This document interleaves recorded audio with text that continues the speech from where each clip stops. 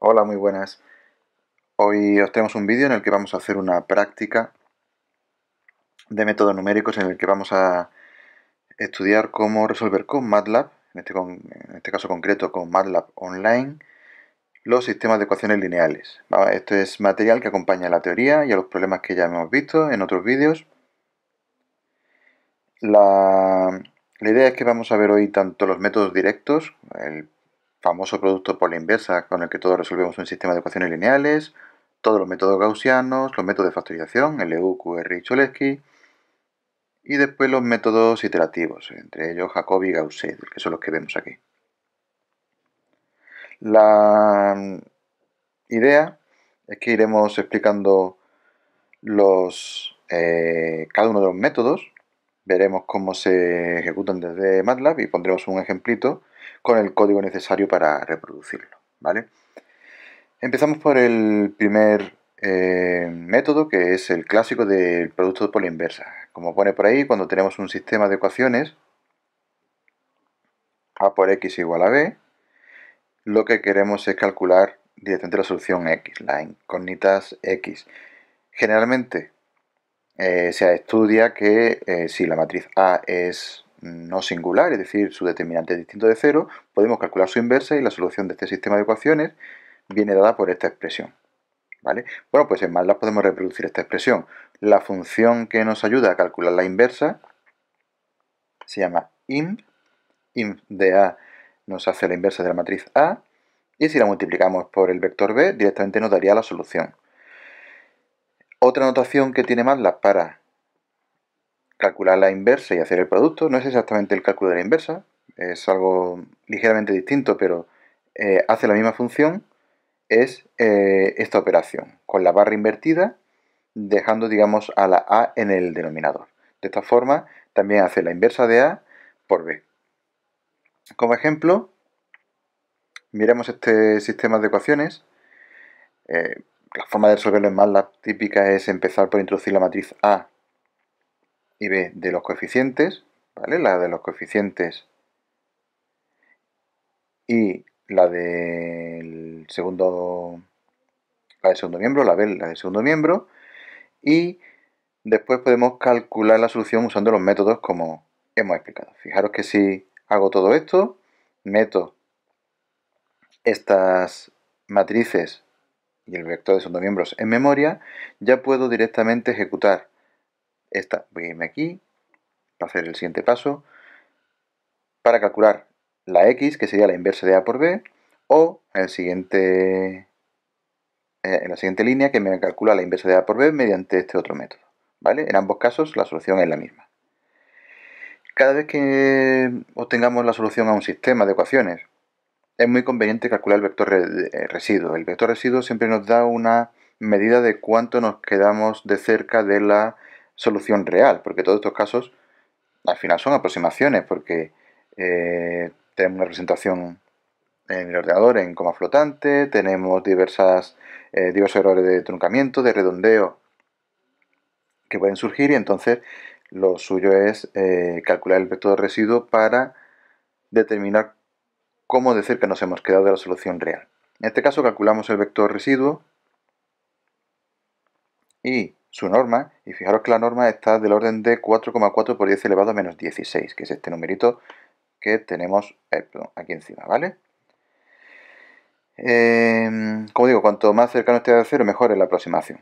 De todas formas, en muchos casos nos vamos a encontrar con sistemas de ecuaciones que no son cuadrados o que son sistemas incompatibles. Siempre podemos hacer el análisis clásico que hacemos de los sistemas, y es estudiar el rango de la matriz ampliada, e incluso calcular el determinante. Estas son las funciones de rango de una matriz, es el número de filas o columnas linealmente independientes. Lo mismo con el rango de la matriz ampliada. Y por último, el determinante, ¿vale? Y ese sería el método básico que, como sabemos por teoría, presenta problemas. El método de calcular la inversa, desde el punto de vista computacional, no es eficiente. Presenta muchos errores que se propagan, el cálculo de un simple determinante es muy costoso computacionalmente, entonces se buscan otro tipo de métodos que resuelven el problema. Vamos a empezar por los métodos gaussianos, porque sinceramente son de los más sencillos de de conocer. Todos sabemos que esto se traducen en realizar transformaciones elementales que nos hacen ceros por debajo de la diagonal principal, e incluso en algún caso, como es el método de Gauss-Jordan, nos harían ceros por encima de la diagonal para tener un sistema diagonal. En los métodos de Gauss que tenemos aquí implementados, Gauss con pivotaje parcial y Gauss con pivotaje total, realmente lo que nos convierte en el sistema en uno triangular y después resuelven por sustitución regresiva, como hemos visto en teoría. Estas funciones, Gauss, Gauss-Par, Gauss-Tot, que están ahí en negrita, son las funciones que vamos a ir llamando, ¿vale? Estas son las funciones que vamos a ir llamando. Estas funciones, además, me vais a permitir que haga un poquito de scroll, ¿vale? Se encuentran todas en la parte final. Aquí en la parte final del documento que tenéis en clase pone funciones definidas en la práctica. Pues tenéis la sustitución progresiva, la regresiva y el fichero, como he dicho, la función Gauss, ¿vale? Este es el algoritmo del método de Gauss, Gauss con pivotaje parcial, Gauss con pivotaje total, ¿vale? Los tenéis aquí implementados, ¿de acuerdo? Y estos no tenéis que saberoslo, pero tenéis que conocer cómo se utiliza. Entonces vuelvo aquí estoy, y estas tres funciones comparten una misma sintaxis. Por un lado,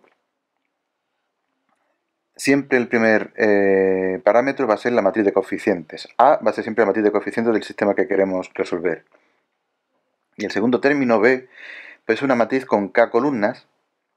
De esta forma se están resolviendo K sistemas de ecuaciones en paralelo, ¿vale? Una de las ventajas que tiene el método gaussiano es que nos permiten resolver varios sistemas de ecuaciones a la vez. La idea aquí también es que si en esta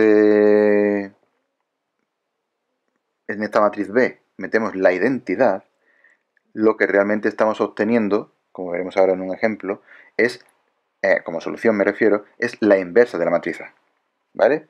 Siempre nos va a devolver la X, que es la solución al sistema, bien sea una matriz columna o una matriz entera cuando hemos resuelto más de un sistema de ecuaciones, y una E, pero esta no es necesaria, simplemente es un parámetro de error que será un valor distinto de 0 si ha habido algún error. Bueno, pues vamos a intentar resolver el mismo ejemplo. Ya como tenemos definidas las matrices A y B, pues directamente aplicamos Gauss, por ejemplo. Aquí veis que he puesto el formato largo para tener suficientes decimales y he hecho la llamada x igual a Gauss A, B. Matriz de coeficientes, vector de segundo miembro. Llamando con Gauss, método clásico, sin pivotaje de ningún tipo, me devuelve esta solución. Y puedo calcular su residuo y su norma, que también está del orden de 5,8 por 10 elevado a menos 16. ¿Vale? Si hubiera sido Gauss pivotaje total o parcial, pues simplemente tendríamos que haber cambiado aquí esta función por la adecuada. Como otro ejemplo que tenemos aquí, imaginemos que queremos calcular la inversa de la matriz A. Como he comentado antes, lo podemos hacer como usando como segundo miembro la identidad de tamaño, en este caso de tamaño 4, porque el 4 es la matriz, perdón, 4 es el tamaño de la matriz A. Entonces, realmente lo que estamos resolviendo es, como pone aquí, A por X igual I4. Es decir, A por X igual a la identidad de tamaño 4. Si resolviéramos eso, tendríamos evidentemente que X es la inversa de A.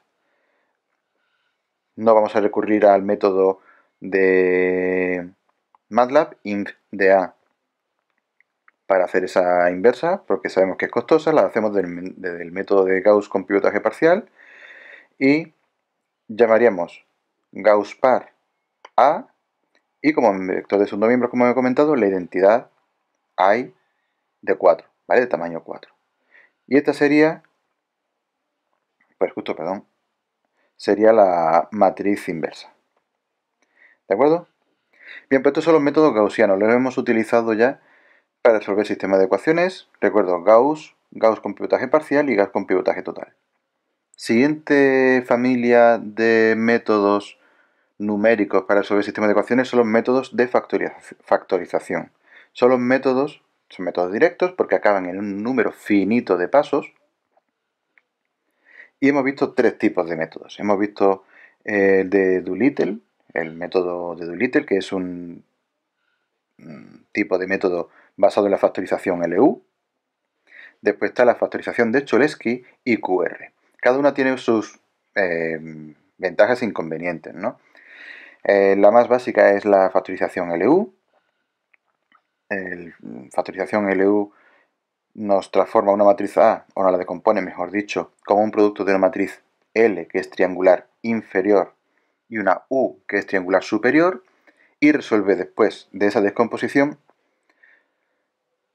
L por I igual a B, y eso sería una sustitución progresiva, y después U por X igual a Y, que es una sustitución regresiva.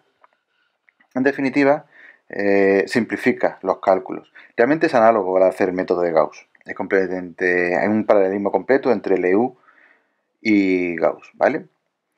Pues bien, para llamar al método LU, que lo tenemos implementado en la función doLittle, utilizamos el mismo esquema, doLittle A, B, ¿vale? A, matriz de coeficientes, B, matriz de segundos miembros. Cuando hacemos X igual a doLittle A, B, nos devuelve directamente la solución, ¿de acuerdo? Internamente hace la descomposición. Si queréis ver cómo lo hace, tenéis la función doLittle abajo del todo, ¿vale? De este documento, y entonces podéis inspeccionar cómo hace la descomposición y hace las dos sustituciones, la progresiva y la regresiva. Igual que antes, calculamos el vector residuo y su norma, que estamos, como veis, con el mismo valor que se obtuvo en el de Gauss, porque además, como os he comentado, el método de Gauss y el LU son completamente equivalentes. El comando que realmente hace la descomposición LU se llama LU no pivot, ¿vale? Sin pivotaje, porque realmente la descomposición LU que hace MATLAB por defecto es con pivotaje. Pero aquí una versión un poquito modificada en la que permite obtener la descomposición LU de una matriz pues, que verifique ciertas condiciones que hemos visto en teoría, sin necesidad de hacer un cambio de filas ni de columnas.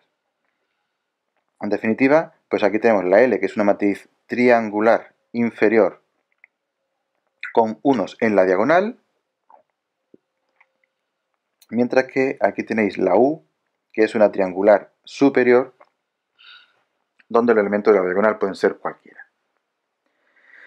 Bien, siguiente evolución son los métodos, o el método de factorización de Cholesky. El de Cholesky, que tiene esta sintaxis, Cholesky AB, ¿vale? Presenta una restricción.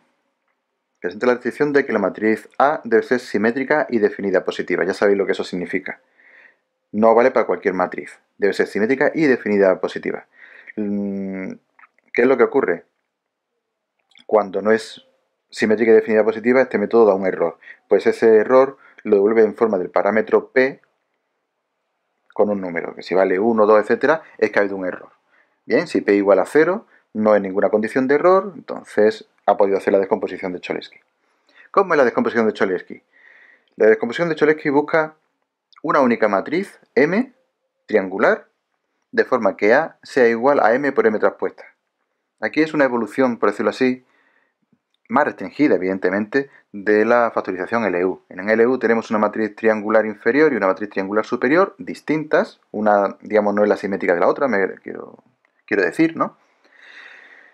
Pero en Cholesky lo que buscamos es una única matriz M que sea triangular de forma que A sea M por M transpuesta. Y eso solo lo podemos conseguir si la matriz A es simétrica y definida positiva. ¿Vale?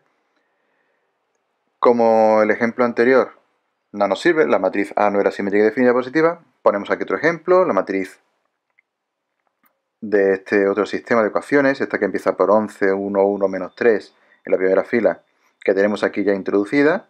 Bueno, pues esta matriz es simétrica, lo podéis comprobar, y es definida positiva porque es de diagonal estrictamente dominante, ¿vale? Hemos buscado los coeficientes para que los elementos de la diagonal sumen más que los elementos de su misma fila en valor absoluto. Por ejemplo, el 11 de la primera fila, que es el que está en la diagonal principal, suma más, o es un valor mayor que 1, 1 y menos 3, ¿vale? Que suman 3, 4, 5, ¿de acuerdo? Y así con todas las filas.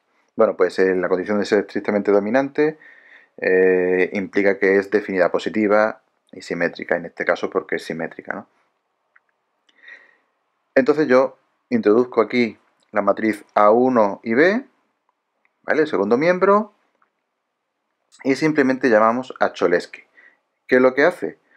Hace la descomposición de Cholesky, esta M por M traspuesta, y aplica la misma estrategia que con LU. En LU, como tenemos una triangular inferior y una triangular superior, primero una sustitución progresiva y después regresiva. Aquí hace lo mismo. La ventaja es que las dos veces es la misma matriz, la M. Entonces, digamos que requiere menos cálculos. Al hacer al ejecutar esta línea, pues ya tenemos aquí la solución, la X, y podemos calcular el vector residuo y su norma, que en este caso pues sale una norma bastante grande, simplemente porque es un sistema que a lo mejor la solución pues no la ha podido aproximar bien por este método, ¿vale? El comando que realmente hace esa descomposición se llama chol en MATLAB. Y este comando, cuando lo ejecutáis, nos devuelve la matriz M y la condición de error. Veis que aquí la P vale 0 y la M es esta triangular superior, de forma que cuando se multiplica M por M traspuesta nos da exactamente la misma matriz A que teníamos, o aquí A1, que teníamos definida. ¿Vale?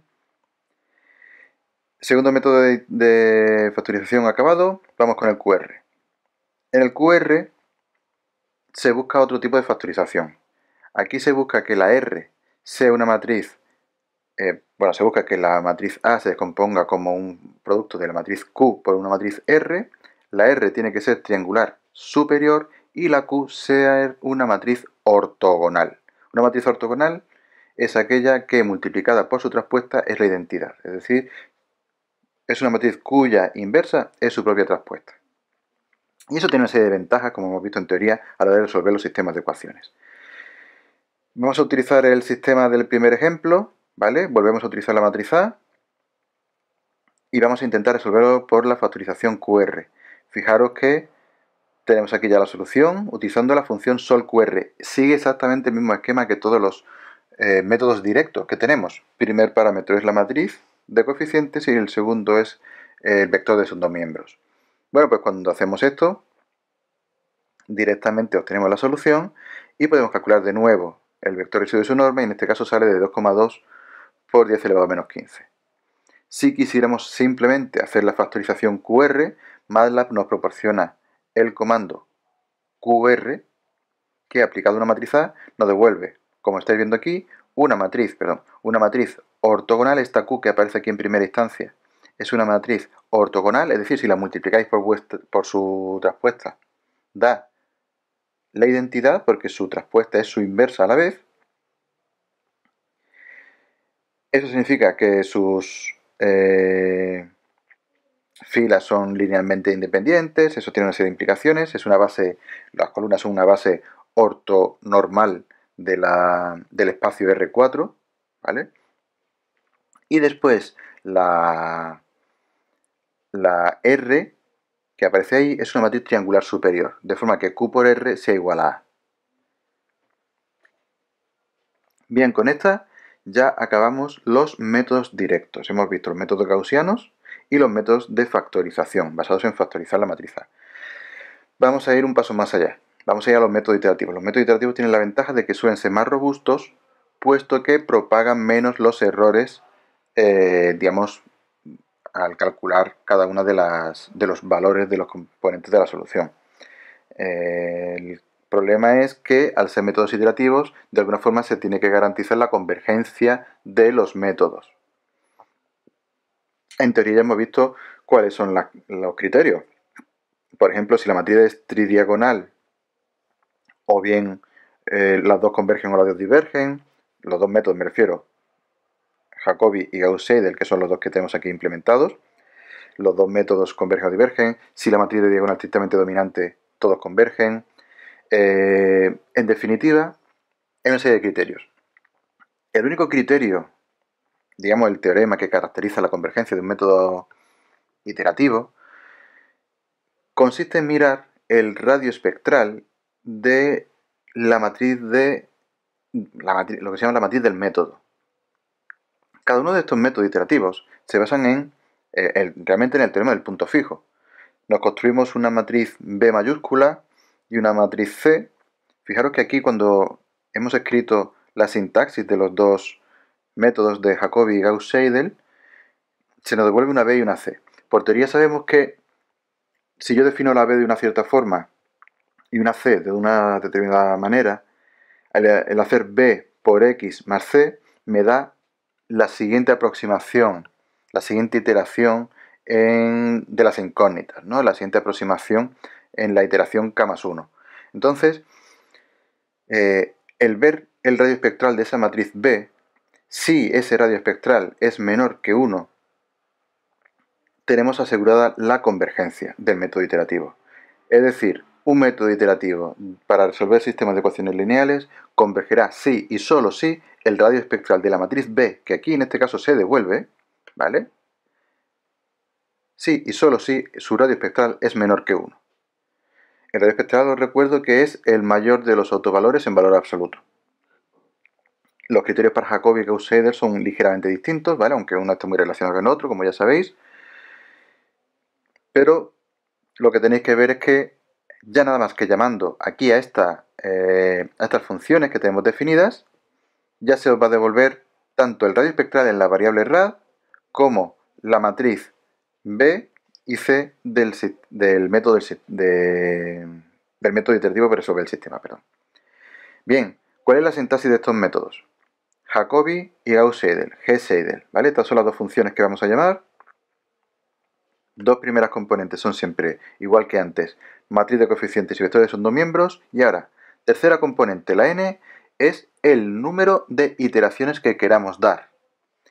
Y la cuarta componente, x0, es el vector inicial desde el que partimos, ¿vale? Como hemos visto en teoría y como hemos visto en la clase de problemas, en todos los casos hay que dar un vector inicial y a partir de ahí vamos actualizando. Yo a partir del x0 que tengo aquí, multiplico b por x0 más c y eso me da x1, ¿vale? Para obtener x2 hago b por x1 más c, b por x2 más c. Haciendo esa iteración donde cada vez que yo tengo un nuevo vector, una nueva aproximación, la multiplico por b y le sumo c, que son las matrices del método,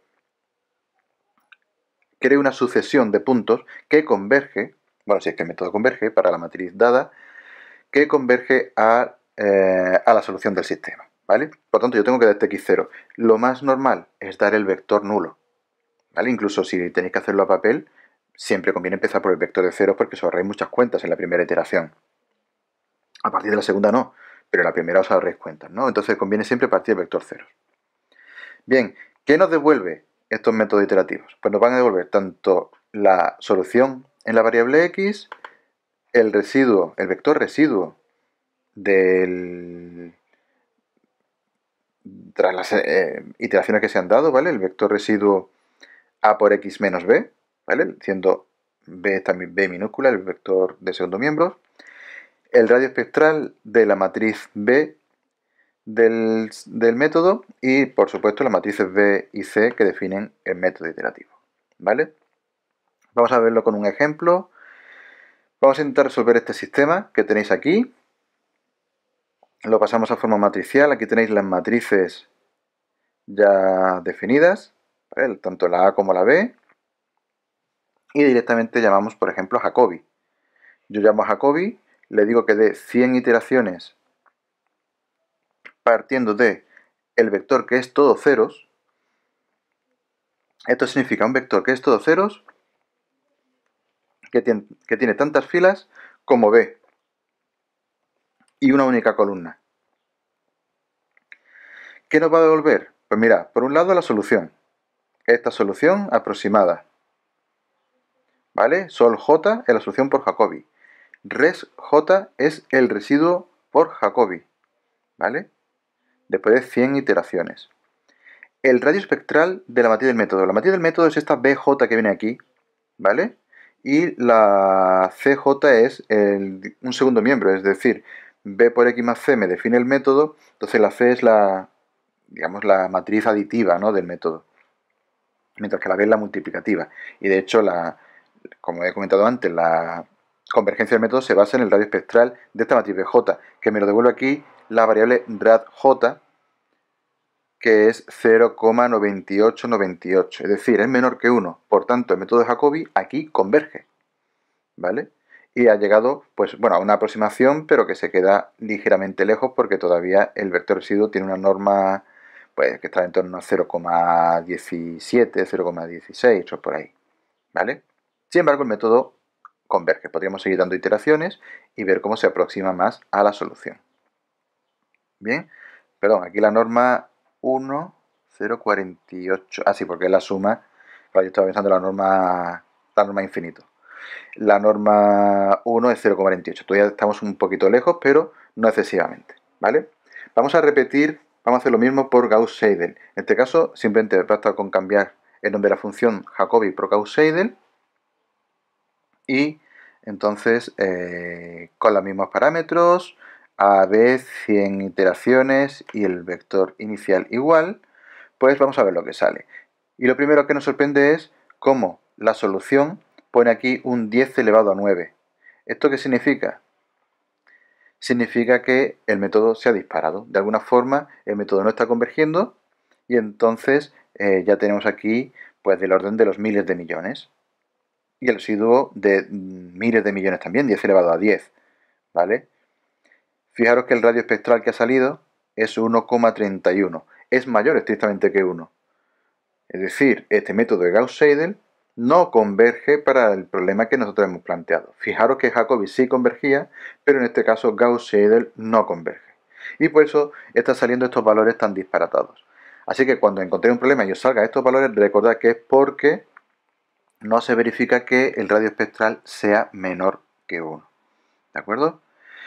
Igual que antes, pues podéis calcular tanto la matriz como B como la C y la norma del residuo de Gauss-Seidel, que en este caso, como veis, es 2,36 por 10 elevado a 10, es decir, en torno a 23.000 millones de residuo. Entonces, es muy, muy alto el residuo.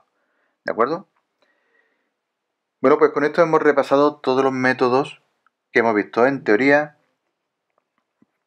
para resolver sistemas de ecuaciones lineales y lo hemos visto cómo ejecutarlos con MATLAB. ¿De acuerdo? Recuerdo, métodos directos y métodos iterativos, las dos grandes familias. Dentro de los directos tenemos los gaussianos, Gauss pivotaje, sin pivotaje, con pivotaje parcial y con pivotaje total.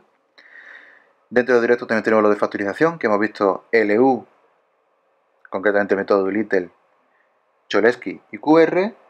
Y por último tenemos también los métodos iterativos, donde hemos visto solamente Jacobi y Gauss-Seidel, pero con sus criterios de convergencia. Tenemos que fijarnos en el radio espectral de la matriz B y determinar si es menor estrictamente que 1 para que se dé la convergencia.